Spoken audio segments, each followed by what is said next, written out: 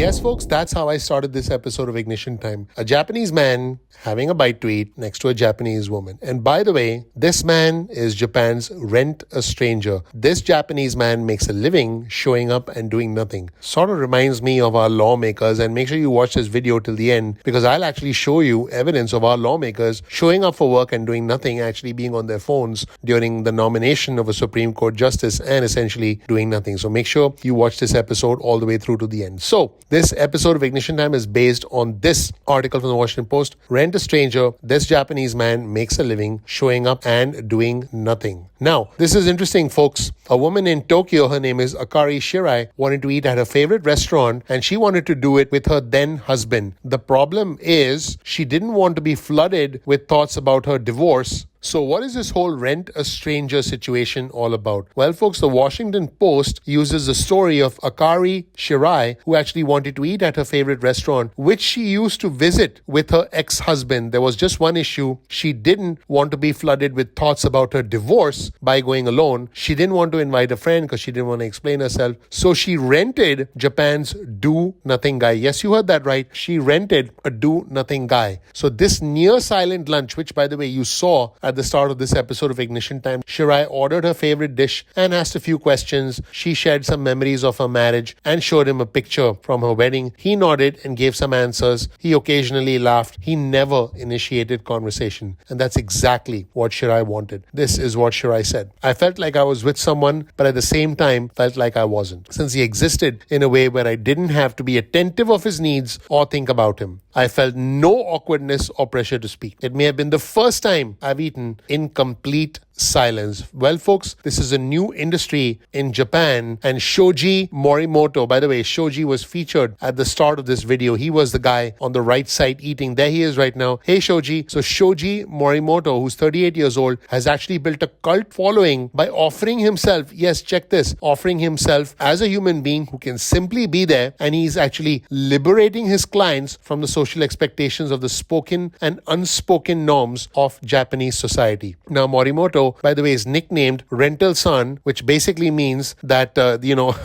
he inspired a television series and 3 books and has drawn international attention through his viral social media posts. So what kind of stuff does Morimoto do? Once he waited at the finish line of a marathon for a client who wanted to see a familiar face at the end of the race. On another occasion, someone hired him to sit with them while they finished their thesis because they felt that they would slack off while working alone. He actually listened to healthcare workers describing the mental health toll of the pandemic. He charges 10,000 Japanese yen, which is about $85 per session. And he basically is most frequently hired to help people who are at a turning point in their life, who want to rewrite traumatic memories or experience a vulnerable moment they felt uncomfortable sharing with friends or family. He'll just be there, according to the Washington Post, with no judgment, and he will not invade on your personal space while still physically being there with you. Now this might sound ridiculous to some people, but I actually think there is a huge potential, huge market for something like this in the United States of America. I live in New Jersey, and I can tell you that,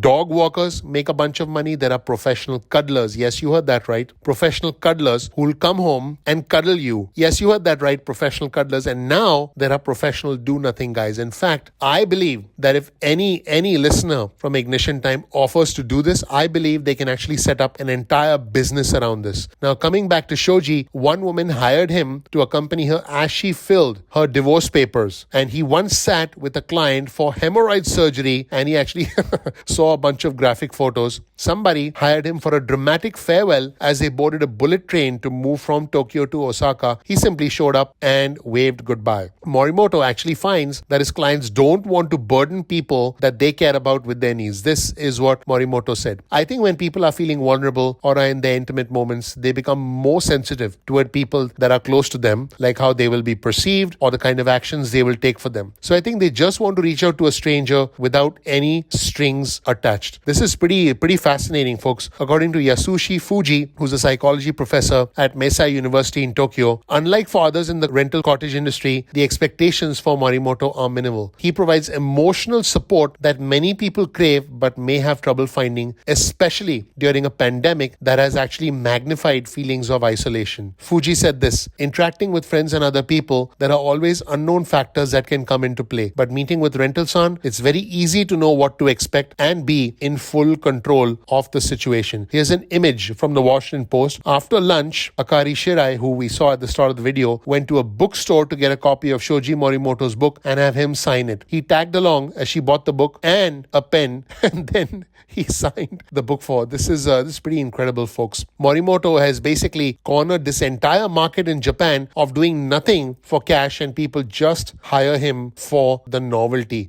Pretty incredible, folks. And between all his gigs and his royalties, he says he makes enough to do his part in maintaining a dual income household and raising a son. He said this: I was often told that I wasn't doing enough or that I wasn't doing anything. So this became a complex for me. I decided to take advantage of this and make it into a business. In fact, Morimoto hesitates to make too many assumptions about why this business model is successful. He said this: even if people look normal and fine on the surface, they often have shocking pasts or secrets or impossible problems. People who come to me with crazy problems, they're usually not people who look like they're suffering. Everyone, even the ones that seem well, all have their own sets of problems and secrets. This absolutely blows my mind. Getting paid for doing nothing and being good at it. Speaking of which, Senator John Cornyn, the Republican from Texas, was on his phone during Judge Jackson's opening statement. Let's check out the one and only Senator John Cornyn, the Republican from Texas, on his phone during Judge Jackson's opening statement. Let's watch. Equal justice under law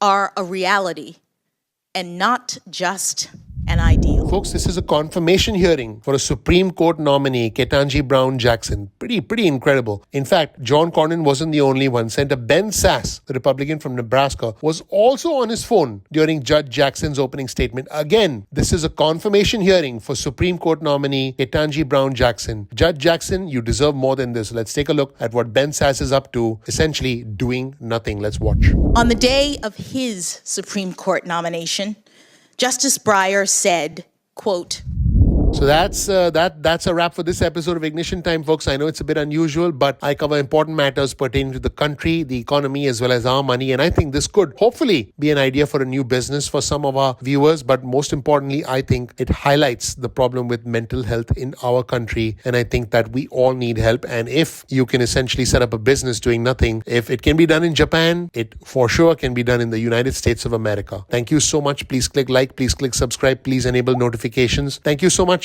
I'm looking forward to seeing you in the next episode of Ignition Time. Take care. Bye.